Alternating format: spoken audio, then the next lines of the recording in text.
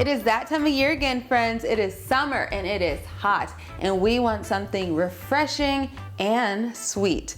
But as a human and a mom who is super concerned about eating healthy, always wanting to optimize for health, I like to make desserts that are guilt-free, but still just as delicious and satisfying. And in this video, I'm gonna show you how to make 3 amazing desserts that are guilt-free. They're delicious and they're easy to make, plus the kids love them too. My daughter Baby J loves anything frozen, especially sorbet and popsicles. And last year when I had a bunch of overripe pears, I realized that I could turn almost any fruit into a simple yet delicious sorbet. And being that it is strawberry season, I'm gonna make a strawberry sorbet for her. It is so easy to make, and you know, you can use up all of your extra strawberries, especially if you've gone strawberry picking or if you have some strawberries that are on the verge of going bad, make a sorbet with them. Don't let them go to waste. To make this simple strawberry sorbet, you need to freeze strawberries. If you've gone strawberry picking, this is a great way to use up excess berries before they go bad. Add the frozen berries to a food processor and blend. Sweeten with some agave and add lemon juice and lemon zest to balance the sweetness.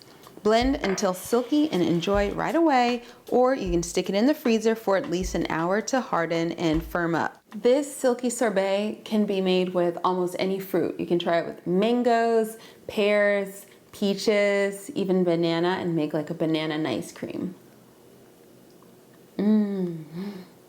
Okay, now for the popsicles, because next to sorbet, popsicles are Baby J's favorite dessert. They're also a great way to use up excess fruit. Like, I have so many pineapples. I've got actually 2 in the refrigerator, and they're perfect for these avocado pineapple popsicles.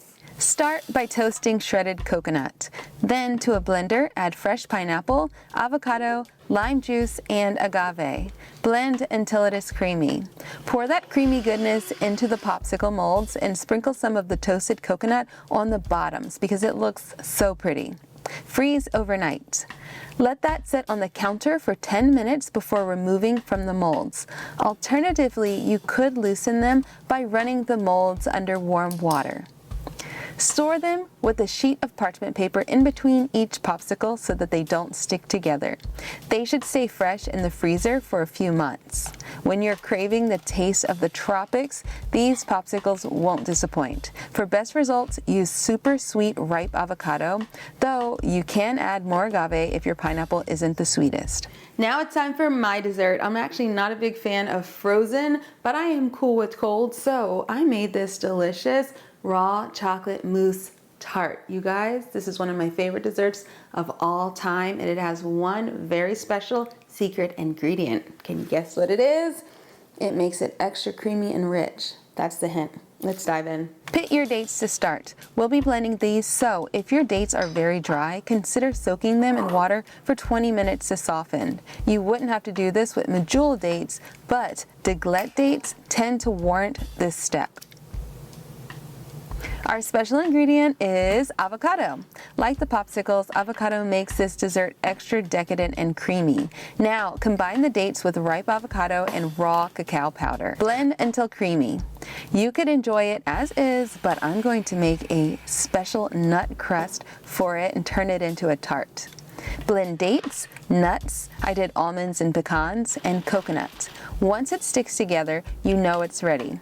Pour the crust crumble into a tart pan and press it firmly, paying special attention to the edges.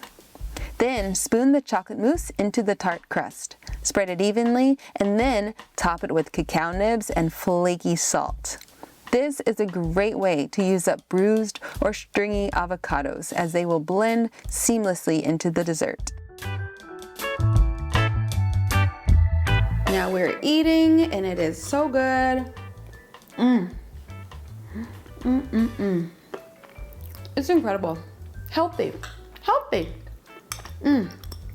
But so sublime. So there you have it, 3 incredible, healthy summertime desserts for you to try today. Let me know which one you're trying first, and let me know how you like it.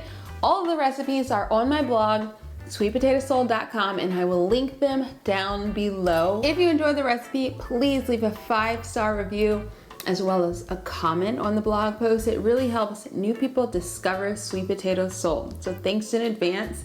And if you haven't already, please subscribe to my channel, hit the like button, and thank you for watching. I'll see you guys next time. Bye. Sorry if I have chocolate in my teeth. This is so good.